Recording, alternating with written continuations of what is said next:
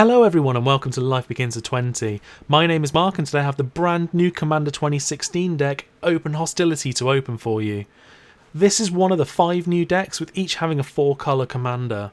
This deck has the commander Saskia the Unyielding with the colours black, red, green and white. The partner mechanic is something new to Commander 2016, where you can have 2 commanders if they both have partner. The combination of their colour identity determines which colours you can have in your deck. If you decide to do this, the 2 cards start in the command zone, and the commander tax, if they get removed, only applies to each individual card rather than together.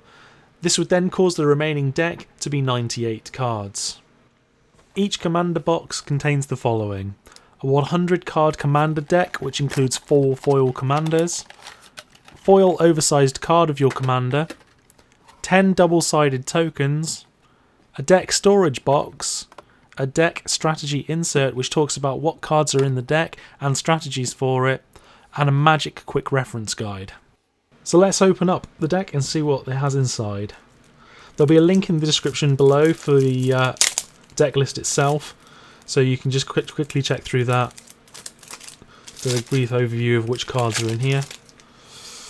So start off with, we've got the commander here, Saskia the Unyielding. I do like this commander, it seems very, very good. So for a black, red, green and a white, you get a 3/4 legendary creature with vigilance and haste. At the beginning of play, you get to choose a player, and whenever a creature you control deals combat damage to either another player or that player, it deals that much damage on top to the chosen player. So this is quite political at the start of the game. I do actually quite like this.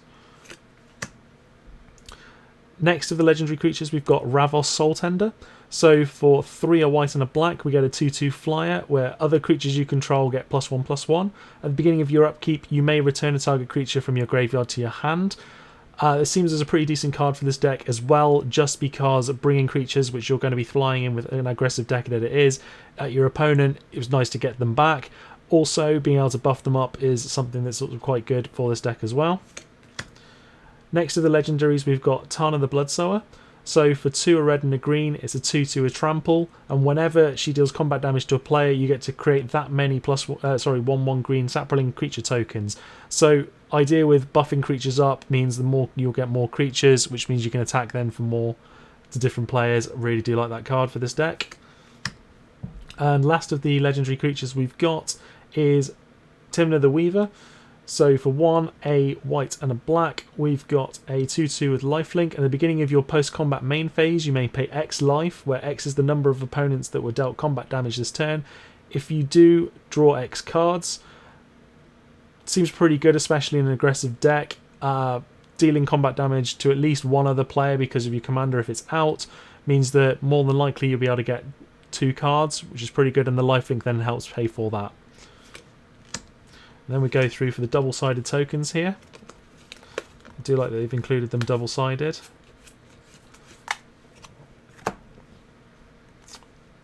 Okay, I'll quickly go through the rest of these cards now. So we have Wight of Precinct Six, Quirion Explorer, Sakura-Tribe Elder, Sylvok Explorer, Korozda Guildmage, which is, again, is very good for being able to buff a certain creature and then being able to sacrifice creatures as well to get more. Zhur-Taa Druid, again, it's more mana ramp. There seems to be quite a bit of mana ramp early on here, and whenever you tap, it'll also deal damage to an opponent, which is very nice. It just means you get a bit more for your mana ramp there. Selesnya Guildmage, being able to create as many sapling tokens as you fancy later on in the game, or buffing your creatures to help with dealing more damage in combat. Wilderness Elemental, again, very good with the amount of non-basic lands that are in Commander as well, so it could get pretty big late game. Skull Clamp, you're going to be throwing your creatures at target opponents anyway, so being able to draw 2 cards is great, or you could just kill off one of your tokens to be able to get 2 cards. Quite happy to do that. Soul Ring, getting a standard for Commander here. Felwar Stone. With the 4 colour commanders here, if you're playing against all of them, means that you're more likely to be able to produce land that you will need. Gruul Signet is great because, you know, everybody needs some more signets. Lightning Greaves, Haste and Shroud, can't complain about that. Commander Sphere, again, great for mana ramping there. Evolutionary Escalation. So at the beginning of your upkeep, put 3/1 counters on target creature you control and 3/1 the opponent controls. So plus for you, and if you can remove the opponent's creature, then all for that. Necrogenesis. So one of the good enchantments here, where you get to exile a creature card from a graveyard, doesn't have to be yours, and create a sapling creature token. Do this as many times as you want to build a big board state. Frenzied Fugue, one of my favourite cards actually from the set. I'm definitely thinking of putting this into my cube as well. Just being able to take control repeatedly of an opponent's permanent is fantastic, be it as a planeswalker as well. So just when they're about to ultimate something off, on the next turn you can just steal it from them and do it for yourself. So I really do like this card. Boros Charm, again, nice and versatile here. Terminate, very good, especially in the format where you can destroy the creature and it can't be regenerated, because there are ways of doing that. Abzan Charm, another good one there. It's versatile, lots of different options for you. Naya Charm, again. Grab the Reins, so until the end of the turn you gain control of target creature and gains haste, or sacrifice the creature and it deals damage equal to that creature's power to target creature or player. You can have both of them if you like, so you could potentially steal their creature and then sacrifice it. Sylvan Reclamation, another one of the new cards with land cycling, so it does help that if you can use the ability, great. If you can't and you need the mana, fine, basic land cycling is great. Order in Chaos, you can either protect yourself or you can stop your opponent being able to block and just swing in for loads of damage. Farseek, again, extra mana ramp. More mana ramp there. This card I really do like with Charging Cinderhorn. It means that you don't actually have to attack, but you can still deal damage to your opponent, so I'm quite happy with that card. Stonehoof Chieftain, one of the new cards. This card is quite expensive at 8, but giving it an 8/8 with trample and indestructible means that he'll be able to keep himself protected, and when you attack, you swinging in for loads of damage with trample there, and making sure your entire army's indestructible only when you're attacking is fantastic. Doesn't defend the creatures when you're not attacking, so again, quite expensive, but it could swing and win you the game. Primeval Protector, I'm not 100% sure about this card. It seems very good, especially if you're playing against lots of opponents. You can get this really cheap, even for 1 green mana for a 10/10, and it buffs all the rest of your creatures with a +1/+1 counter on it. It could be great, but at the same time, I'm not 100% sure. Conqueror's Flail, again, another one of the new cards. I really do like this, especially in a deck where you're trying to go wide. Quick creature gets +1/+1 for each colour among permanents you control. So in a 4-colour deck, hopefully your creature's going to get +4/+4. And as long as it's attached to a creature, your opponents can't cast spells during your turn, which means that you'll be able to work out combat math really easily before going in for attacks. So it does help you a lot in this deck. Divergent Transformations, this is just great fun. So the Undaunted mechanic means it costs 1 less to cast for each opponent that you're playing against. So in a 4-player game, it'll end up being for 3 in a red. You get to exile 2 target creatures, and for each of those creatures it controls, reveals a card from the top of his or her library until she reveals a creature card, puts that card onto the battlefield, and then shuffles the rest into his or her library. You could potentially swap away 2 massive creatures your opponent has into 2 smaller ones, or you could even do it on yourself, which means you can get rid of 2 really small creatures and potentially find yourself some bigger ones in your deck that are more needed. Really do like that. Brutal Hordechief is great, especially if you're going to be going wide. Just means you're going to guarantee to get some damage in. Again, Ioris got a victory, 2 red and a white for 7/4 indestructible. As long as your red and white devotion is less than 7, he isn't a creature, but as soon as he is, fantastic, you'd be swinging in for that. And creatures you control have menace, which with the amount of creatures you're going to be attacking with, this could end up potentially winning you the game there. Den Protector is fantastic as well, so it just means that as you buff the creature up more and more, the opponent has to have something massive to be able to block it, else you're just going to be swinging in for more damage. Mentor of the Meek, whenever another creature with power 2 or less enters the battlefield, you may pay 1 to draw a card. Most of your creatures in the deck will end up being less than power of 2 when it comes into the battlefield, especially if you're going to create some saplings and other tokens. Paying 1 mana for a card is great. I'm happy to do that. Mirror Entity is one of the really strong cards in this deck. For 2 and a white, you get a 1/1 changeling, and you can pay X, where until the end of turn, creatures you control have base power and toughness X, and gain all creature types. If you've got a lot of mana late game, you can just pump this up. It pumps the entirety of your army up, and you can just swing in for the win. Alesha, who smiles at death, is a 3-cost 3/2 with first strike, which is fantastic. Whenever it attacks, you can pay either 2 white or 2 black, or a combination of each. If you do, return target creature card with power 2 or less from your graveyard to the battlefield tapped and attacking. This is great because, again, most of the creatures you have in your deck are going to be power 2 or around that, so it just means you're able to get a free creature come in, which will also buff the rest of your creatures. So, again, really do like that card.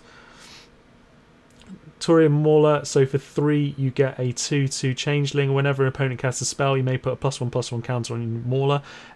This is just going to grow massively in Commander. Great card for you in this deck.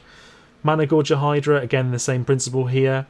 3-cost 1/1. Whenever it casts a spell, you get to grow it, which includes your own spells as well. Gets massive, and then trample just means you're going to be able to get through. Wild Beastmaster works really well with the mirror entity. So whenever it attacks, each other creature you control gets +X/+X until the end of turn, where X is the Beastmaster's power. If you can pay lots of mana onto the changeling, the mirror entity, and then swinging in with this, you're just going to double the size of all the creatures, and your opponent's just going to be completely overwhelmed. Dauntless Escort is a way of protecting all of your creatures. Whenever they're attacking, say for example Wrath of God happens, you can just sacrifice them to gain Indestructible. I really do appreciate that card in here. Fell Knight Hermit, buffing your Saprolings, and you can morph him if you need to be able to create more, so very handy. Michaeloth is a Devourer 2, so whenever it enters the battlefield, you can sacrifice any number of creatures. This creature enters the battlefield with that twice as many +1/+1 counters on it. So at the beginning of your upkeep, you can create more Saproling tokens for each counter on him. If you're going to kill loads of Saprolings just to be able to do that, you can make your army huge. Ankle Shanker next. So for 2, a red, a white, and a black, you get a 2/2 haste, and whenever it attacks, creatures you control gain first strike and death touch to the end of turn. Even if it just happens on one turn, that's going to be massive against your opponents, because it means you're more likely to kill them and just not suffer any casualties, which is great. Manage to just destroy their creatures is fantastic. Thunderfoot Bail Off is next, so for 4 and 2 green, you get a trample 5/5 with Lieutenant. So as long as you control your commander, it gets +2/+2, and all the other creatures you control have +2/+2 and trample. If you have your commander out, this is going to do significant damage with the amount of creatures you're going to have. Stalking Vengeance, so for 5 and 2 reds, you get a 5/5 with haste, and whenever a creature you control dies, it deals damage equals to its power to target player, which means that you can throw your bodies into combat. Worst case scenario, they die, but it's still going to hit. It's going to hit at their commander as well, and it means you may be able to take some creatures away with it. Sunforge is just a pretty strong card overall. Blind Obedience. This is again really good for this type of deck. So being able to extort is fantastic because the amount of creatures you're going to be getting or casting spells that are cheap means you can extort off more often, and it just means that artifacts and creatures your opponents control enter the battlefield tapped, which just means they're going to have a turn. They'll be a turn behind. Beastmaster Ascension, again a really good card for this deck. So for 2 and a green, whenever a creature you control attacks, you may put a quest counter on Beastmaster Ascension. As long as there are 7 or more quest counters on it, creatures you control get +5/+5. The more likely is you're going to get this quite early, and +5/+5 on all creatures is massive. Everlasting Torment, for good enchantment here, so players can't gain life, so it just means that you're going to be smashing away and you'll actually be dealing damage to them.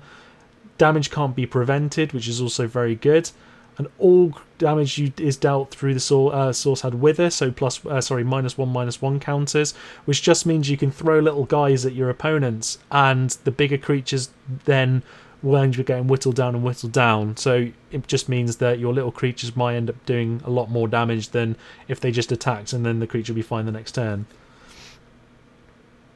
Next we got Breath of Fury for 2 and 2 reds. You get to enchant a creature you control. Whenever enchanted creature deals combat damage to a player, sacrifice it and attach it to a creature you control. If you do, untap all the creatures you control, and after this phase there is another phase of combat. With the amount of creatures you have in the deck and being able to get trampled quite easily, this is great. It just means multiple phases of combat. You're just going to do more damage to your opponent. They might not have as many defenders up, and you can just swing in for more damage. This is fantastic. Artifact mutation. These are part of a couple of spells here. So you've got one for artifacts. I think there's one for enchantments as well, where you get to destroy the artifact and create as green sapling tokens, where X is the artifact's mana cost, which is great. Yep, there's the enchantment one as well.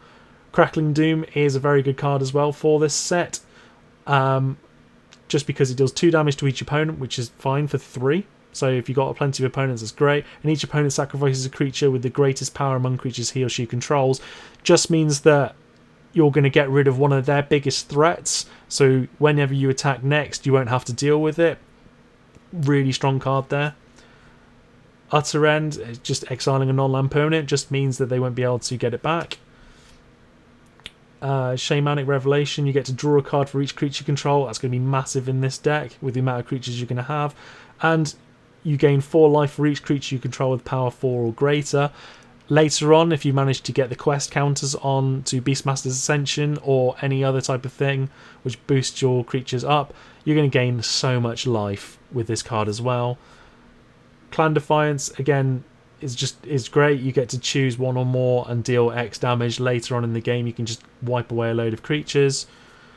Lava Lanch, again, is a sorcery here which you can just get rid of a load of creatures so target player and each creature he or she controls deals X damage. This could just wipe away their board, and then you can swing in with your creatures for the kill. Then we go into the mana base, so we've got Pain lands, tap lands there. Again, more Pain lands. These are another ones in this deck here where there's a few of them where you get to exile a card without paying its mana cost. When it enters the battlefield, you get to get rid of it, and when you've actually met certain criteria, you can pay 1 green and tap it, or a white for later another one, and you get to cast it for just that 1 mana. It's fantastic. Again, there's another one of the hideaway cards there, Inspire Knoll. Enters the battlefield tapped unless you control another thing, so again, if you can get hold of it, it's great. Another one of those exile cards there, hideaway cards is great. Grave Upheaval, another one of the new cards, so you get to put a target creature from a graveyard onto the battlefield under your control and gains haste. This might be quite useful, as your opponents might have something that could help make your creatures a lot much stronger, so definitely worth the play. Else you can land cycle it if you need the mana fixing earlier on for 2. Good card there. Treacherous Terrain, this is a really nice card. So deals damage to each opponent equal to the number of lands that player controls. Later on in the game, this is going to do huge damage.